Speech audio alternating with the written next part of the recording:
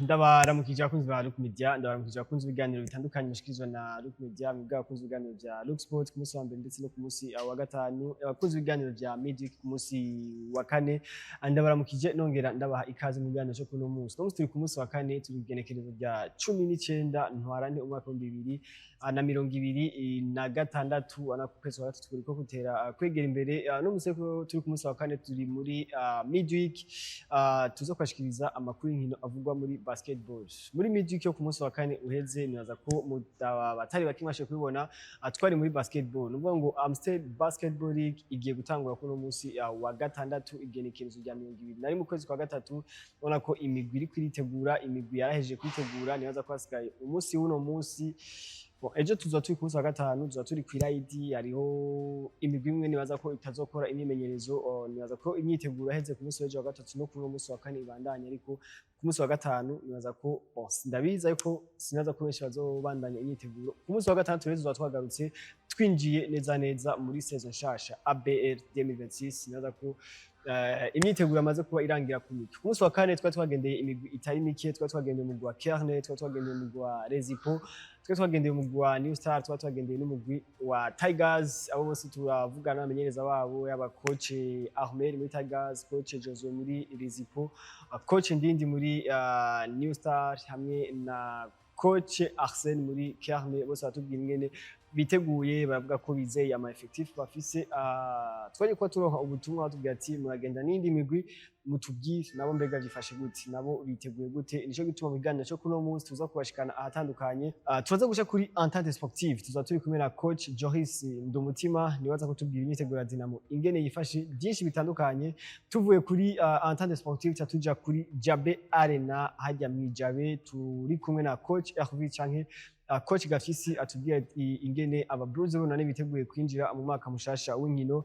Tuvuye mu Jabe tuja ku Mutanga City, tuza turi kumwe na coach Aime bitagoye nawe yaza ariko atubwira mu mugwi wa Remesha mbega bimeze gute, bitegure gute ihiganwa rishasha ry'uyu mwaka.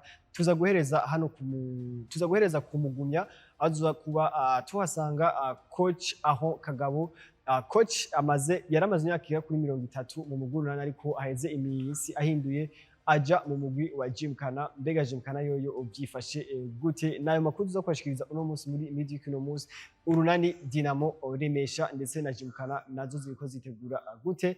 Tubanze tumire amate gato cyo tugaruka nido gigano cyacu. BCAB Internet Banking ni ubuhinga bugezweho ibanki BCAB yabashiriyeho. Umuntu ashobora kubukoresha akoresheje itelefone yiwe, rimwe bita smartphone canke imashini, atiriwe aragenda ku ishami rya BCAB. BCAB ntiyibagiye abarundi baba mu mahanga mu kubahuza n'igihugu cabo c'amavukiro biciye mu kugura ekonti bita diaspora account. Iyo konti uyikurikirana biciye ku buhinga BCAB Internet Banking. Tubibutse ko ubuhinga BCAB Internet Banking utashizweho kubera abarundi bari mu mahanga gusa, ariko bwashizweho kubw'umunywanyi wese w'ibanki BCAB. Ibanki BCAB si banki ikorana n'abarimyi gusa nkuko benshi bavyibaza, ariko ni banki ikorana n'ibisata vyose. Shika mu iterambere na BCAB.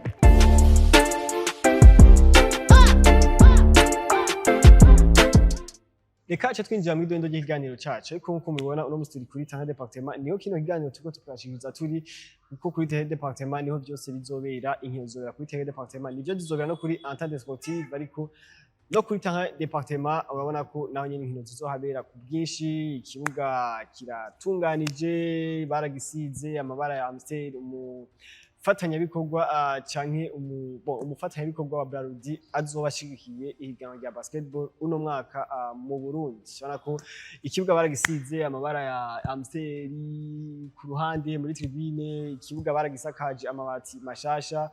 Hasi ukirabiye kure hasi okwibaza ko turi kuri gome, ariko ni yasima nyene, urumva hariho akagihaza. Ariko mu Faransa niho bakunda kuvuga ngo a défaut de se convaincre on se contente de se connaître. Reka twishimire iyi nyene dufise, naza ko uko bizogenda bizogenda biraba byiza kurusha. Imigwi nayo iko yitegura gute?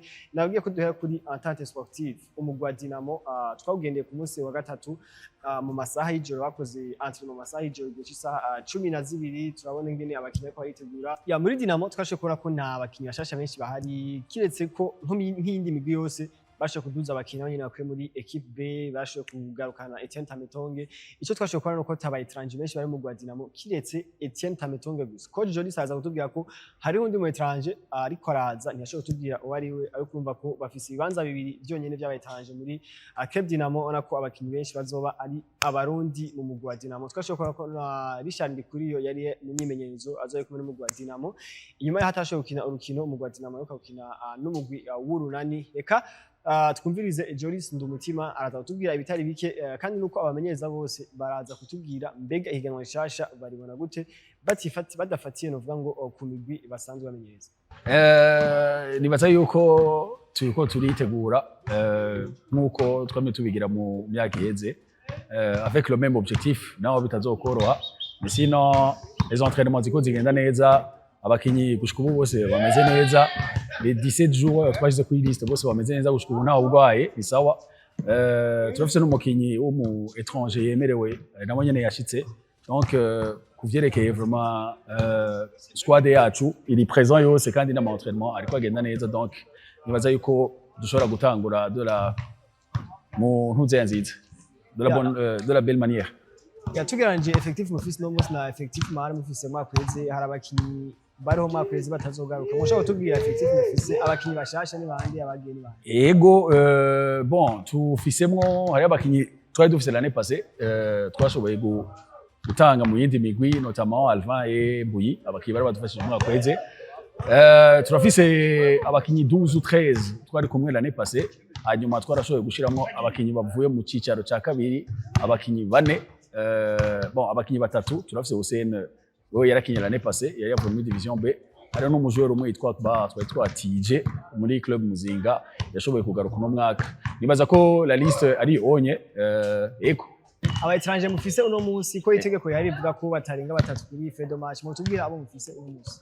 Gushika ubu tufise mu étranger mwe niwe twashizeko, dufise une liste de 17 pour dire turacafise ikibanza kiri libre. Nibaza yuko turacavyika si twobigira uwo cyazobigira muri phase retour cyazo bivanye n'amategeko ko twemerewe atwemerera.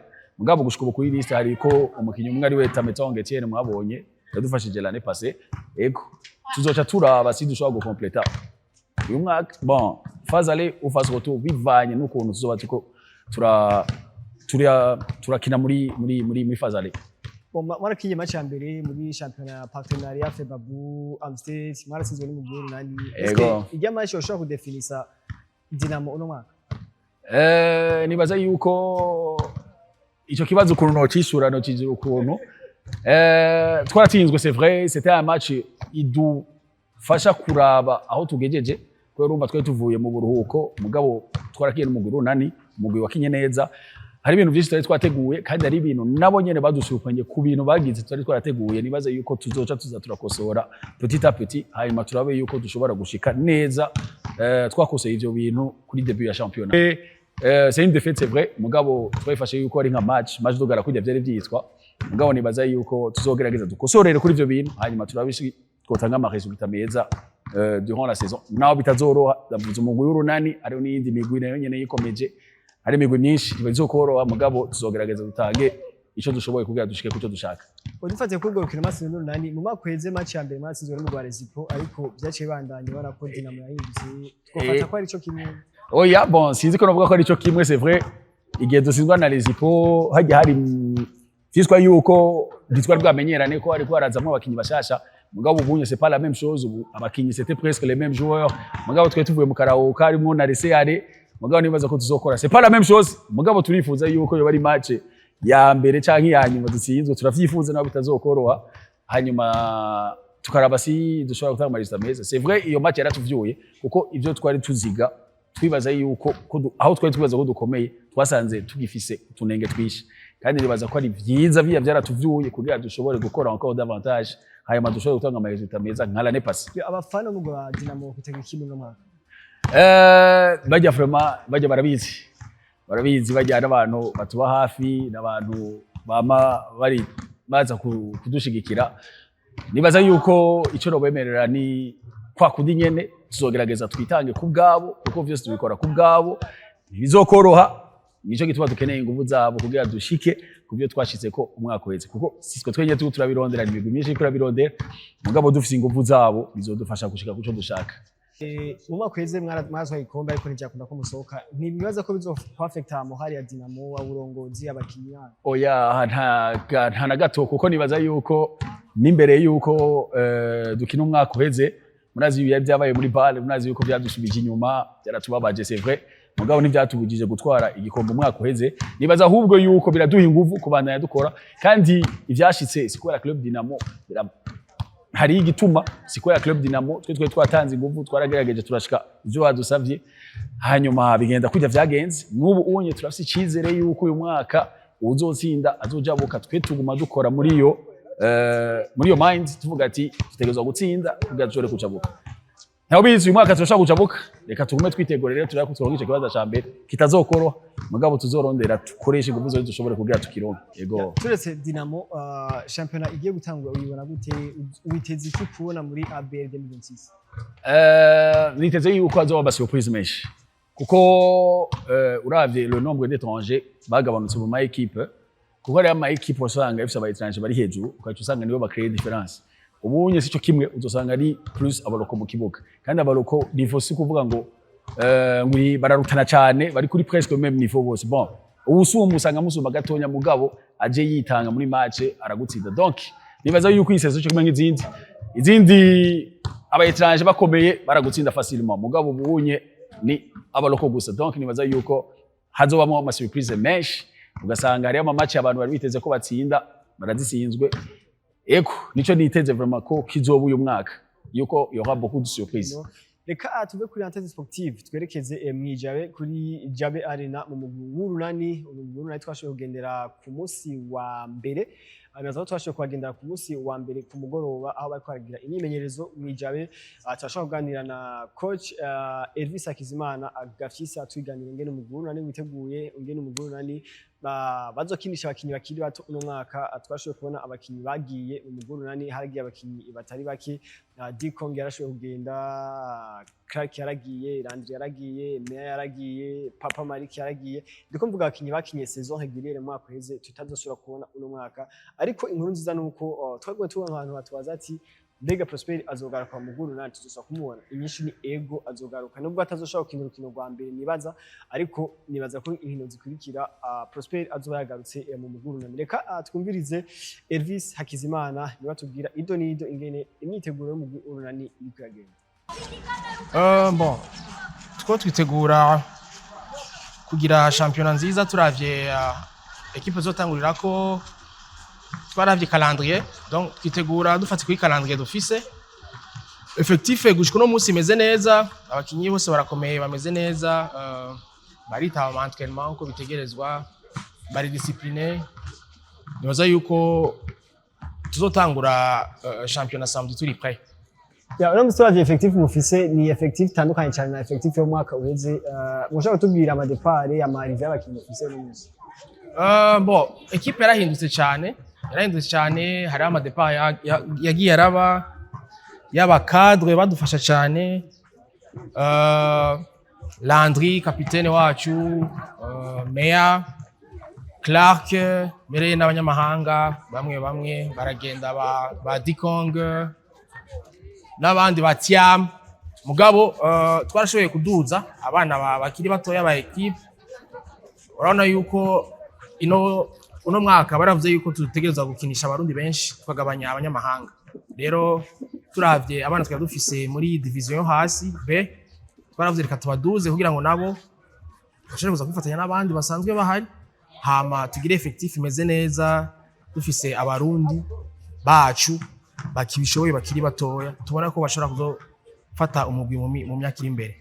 Rero uno munsi nitwidoga, turabona yuko n'abana bari kubafata inzira nziza, n'abana bakunda umupira, bakunda equipe, abana bumviriza, bafite discipline, bafite aho bashaka kugera.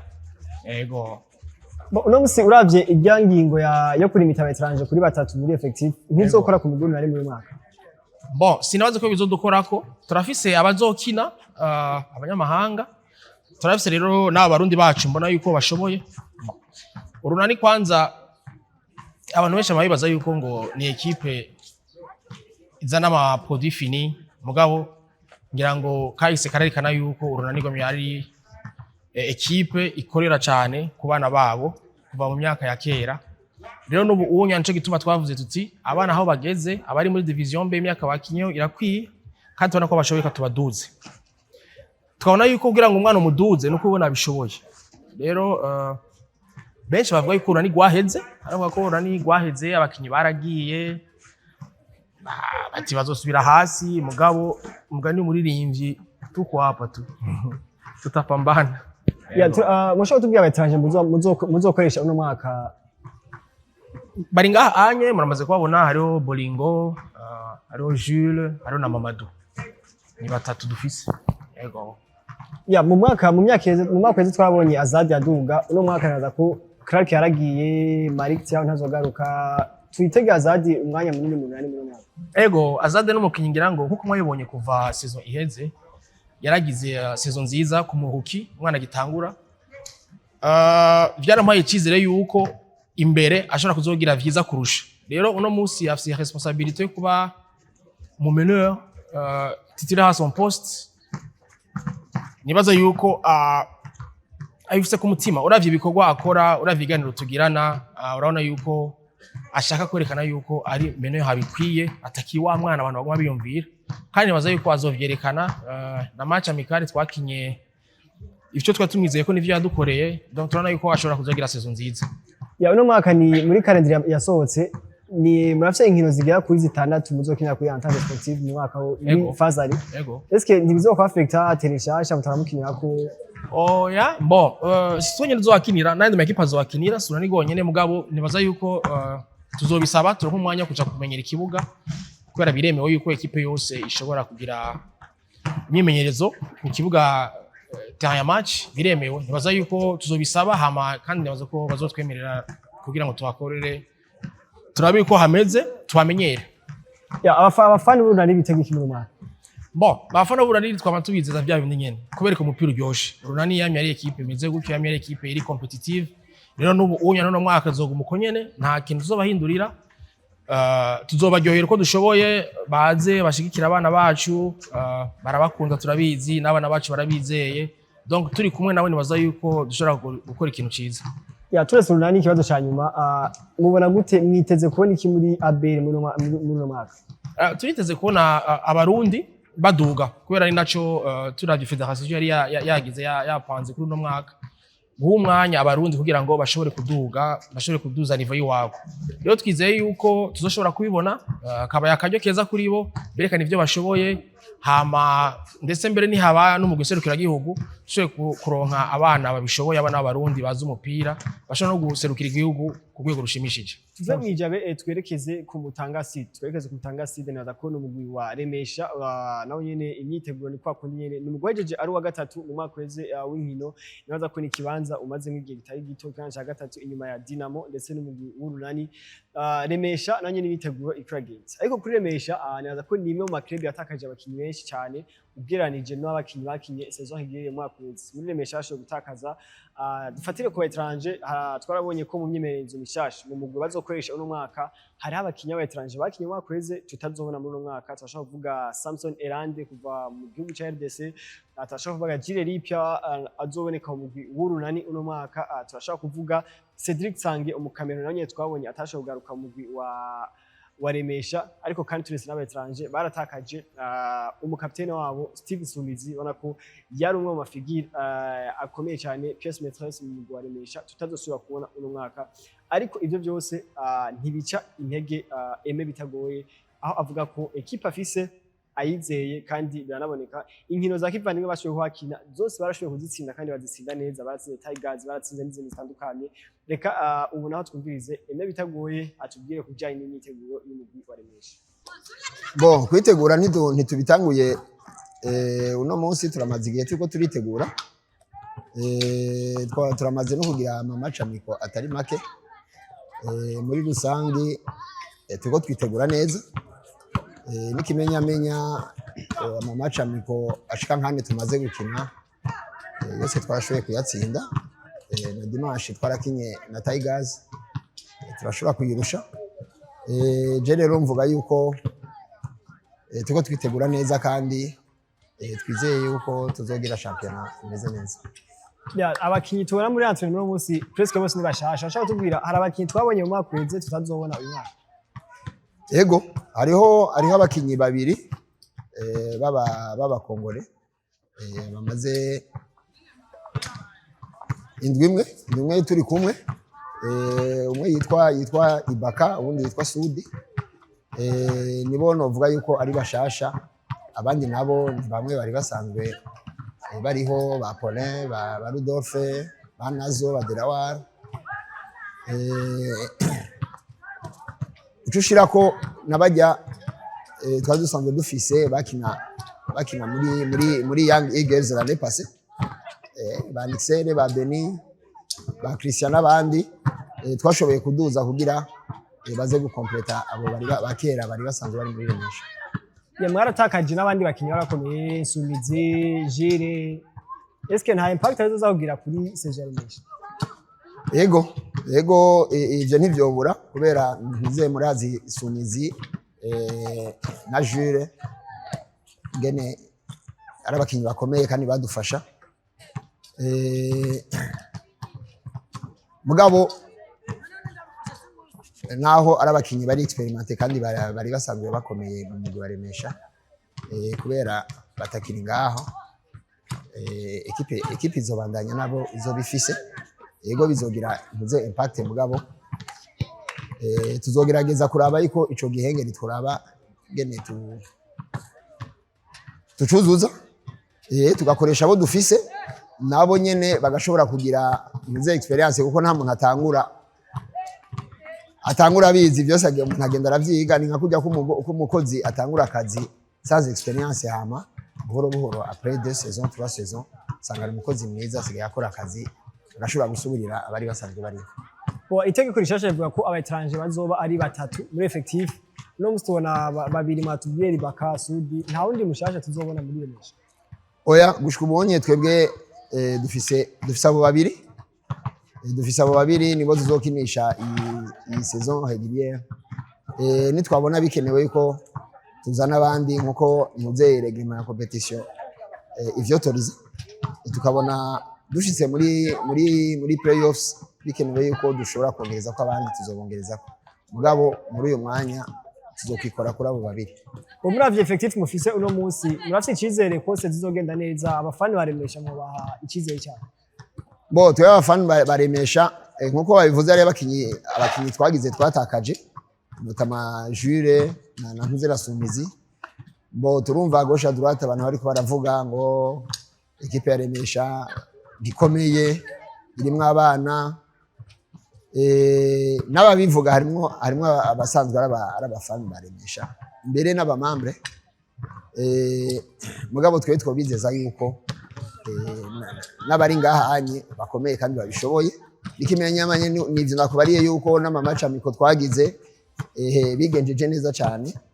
Twarasinze umugwi wa Rezipo muri match amicale, turasinda Tigers, twarakinye na Lion team turayitsinda na Gymkhana. Naho match itaheze kwera haciye hagwa imvura, mugabo urukino rwari rusigaje nk'iminota 2 turi imbere, naho nyene byagenze neza.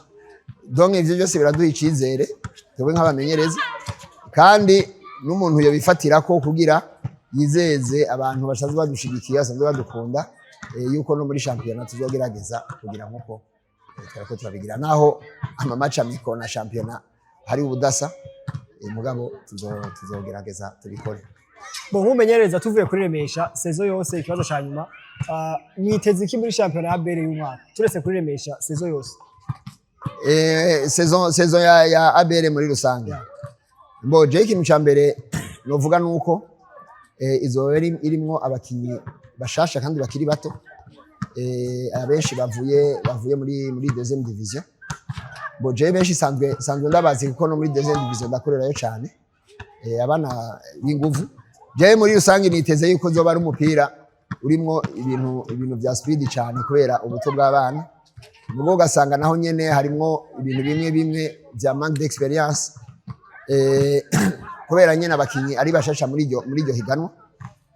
Mugabo amamaci ku bwanje azoba ari sere, azoba ari amamaci ari sere ku mpande zose. Ama ekipe za New Star zarikomeje, za Gymkhana ziri ngaho, za Muzinga bameze neza bafise ugwaruka.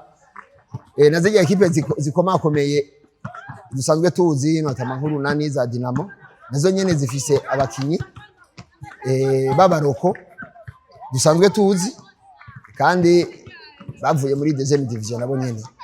Ndibaza rero ko abo bana ahanini 70% y'abakinyi bazokina ABL hazoba harimo abakinyi b'abaroko kandi cyane cyane aba jeune bavuye muri deuxième division. Mwumva barazinanye. Nibaza yuko izoba ari championnat izoba iryoshe cyane kubera ku bwanje ndabona yuko le match zizoba ziri seha hafi nka zose. Ya turangiza mugwa Gymkhana ni kumugunye ne basanzwe bakorera imyimenyerezo, bagira imyimenyerezo masaha agoye, bagira cy'isaha 6 gushika igihe cy'isaha 8. Ubona ko tuzuba ry'ubugesera niho nibaza ko abakinyi n'inguvu ziba ziyongereye, birafise ico jinjiza mu mukino muri rusange. Ni Gymkhana bafise umenyereza mushasha witwa aho Kagabo, yaramaze imyaka igera kuri 30 adahinduye umugwi, atavuye mu urunani. Ubona ko decision nibaza ko iba igoye gufata kuva muri famille, waramaze imyaka igera kuri 30 ugahindura ukaja hanze. Nibaza ko ari ibintu bitoroheye cyane. Kagabo aho aranabitubwira mbega byagenze gute kugira ngo yiyumvire kuva mu urunani, araduha impamvu.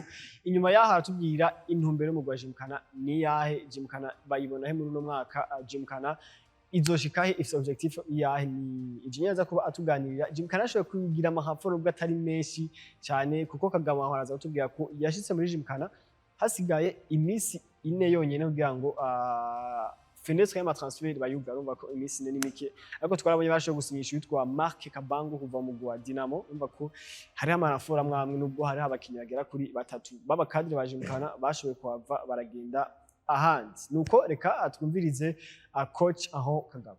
Yakaza kambere naka byagenze bite ngo mu urunani n'abazo imyaka ingana mukaza mu nk'uko mubizi mu urunani nari namaze imyaka myinshi irenga 30. Mugabo muri imyaka 2-3 narabaye umu adjoint, ndaba muri staff technique. Nk'umwaka n'umwaka uheze nari muri staff technique, nasha gutanga icyumviro canje. Mugabo ama ekipe muri yo myaka yarandondera, mugabo jewe naguma ndi mu urunani kubera nabona yuko arico nofasha, kandi n'ubu naragifasha gushika kuri isaha navuye mu urunani. Ikintu nyamukuru nuko staff technique urunani yari imaze kuba niniya, na jewe nkaba akazi nari mfise, nari mu staff technique ntanga gusa ivyumviro bimwe, mugabo nashobora kuba kumenyereza mu kibuga comme entraîneur, ko ari vyo nigiye nivyo nzi beaucoup plus. Mugabo muri imisi ya nyuma nabonye yuko bikwiye yuko norusezera kugira ngo nanje nitaba kamo k'abantu bashaka yuko no bafasha mu migwi yabo. Umwaka rero après imyaka 3 niyumvira gose, niho naciye mfata iyo ngingo yuko ako kamo kama ekipa ndondera ko no bafasha no gashira mu ngino. Ariko uko byagenze twese mwavanye neza.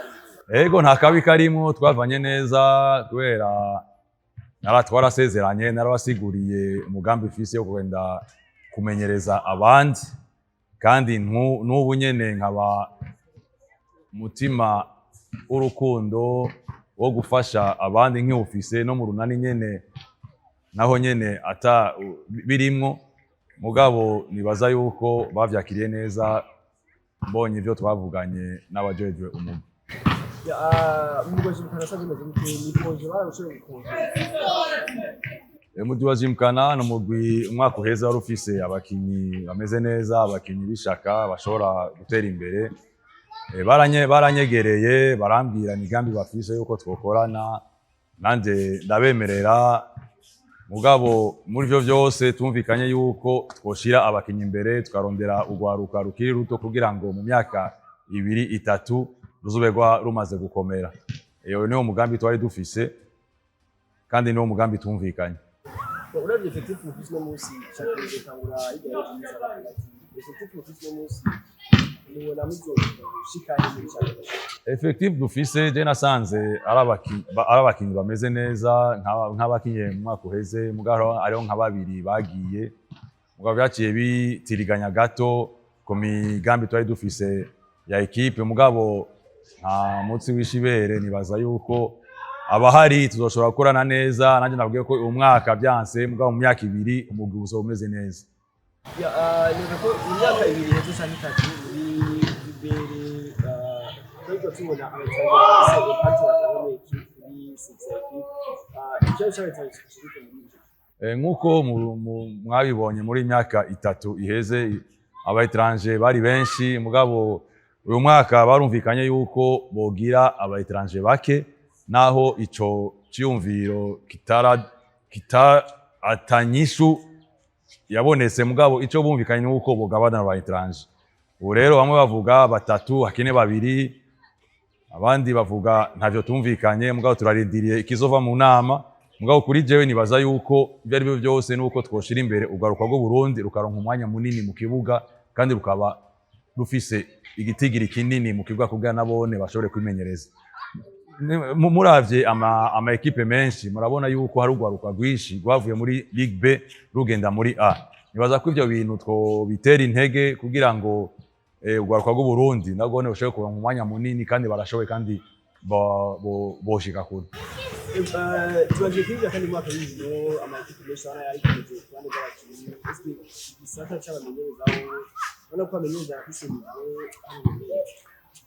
urakoze kubaza ico kibazo. Abamenyereza si benshi bafise ubuhinga mugabo n'abantu babikunda kandi mu migambi ya federation no mu migambi w'ihuriro ry'abamenyereza mu Burundi turafise intumbero yuko uyu mwaka tworondera ico bita ama formation interne abantu bafise ubushobozi kuruta abandi bakamenyereza abandi kugira ngo nabone tubashire ico bita mise niveau.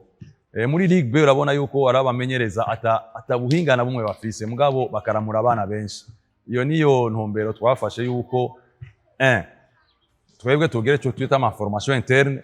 Icya kabiri nuko tukasaba federation yuko yogwiza ama niveau 1 mu Burundi nayo ama niveau 2 bikabera mu Burundi kubera bibereye hanze usanga ataburyo abana abamenyereza bafise bo kurihira kandi ako kamo federation yarakitavye irakazi yaratemereye yuko uyu mwaka izoduha ama formation ico twita international kugira ngo iyo niveau 1 na niveau 2 abarundi mu myaka ibiri canke itatu ine zoe turi benshi.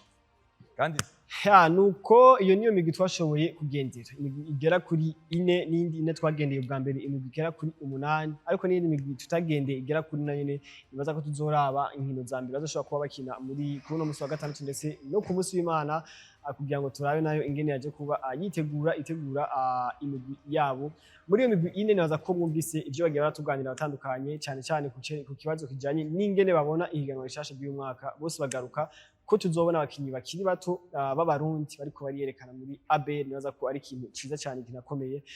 Ikindi twangiriza ko nuko itegeko rivuga ko abaetranje batarenga batatu muri effectif ya 12 ariko hari imigwi imwe itagira bihuriza ko n'ubu nibaza ko decision final itaraza kuba isohoka ntawuzi ko bishobora guhinduka ariko birashobora guhinduka umwanya wari wo twarabonye ku munsi wa hirya y'ejo CAF itanga igikombe nyuma y'amezi abiri kumugwa Senegal kumugwa Maroc iracaka Senegal igihe Maroc nubwo bitaje na basket ariko umva ko byose birashoboka tout est possible.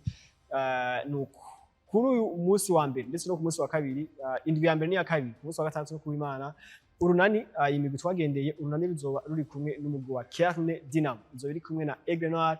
Remesha izoba iri kumwe n'umugwi wa Ryan Team nayo Gymkhana izoba iri kumwe n'umugwi wa New Star. Nuko ikindi kibonekeza nuko iyi ni phase ya saison régulière ariko turashaka kwitega ibindi bishasha muri saison muri phase retour ya saison régulière. Nuko mugire aho muba mwubahwe naho.